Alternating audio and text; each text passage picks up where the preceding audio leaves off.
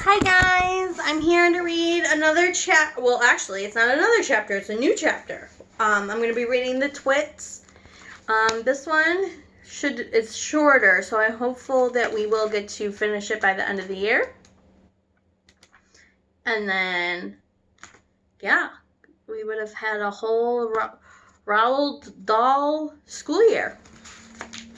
So, The Twits. Hairy faces. What a lot of hairy-faced men there are around nowadays.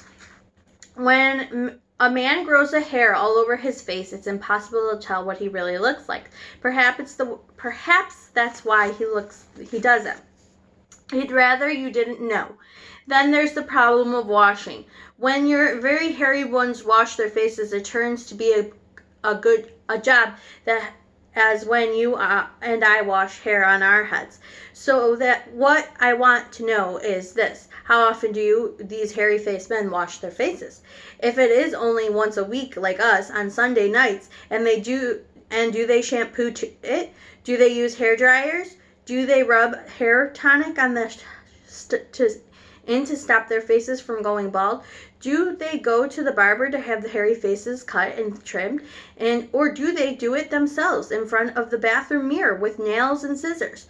I don't know. The next time you see a man with a hairy face, which will probably be as soon as you step out onto the street, nobody will look at him more closely and start wondering about him these days. And here's a picture of all the hairy men with beards. Oh, well, that's the end of that chapter. I'll read one more because it's a page too. So the next chapter is called Mr. Twit.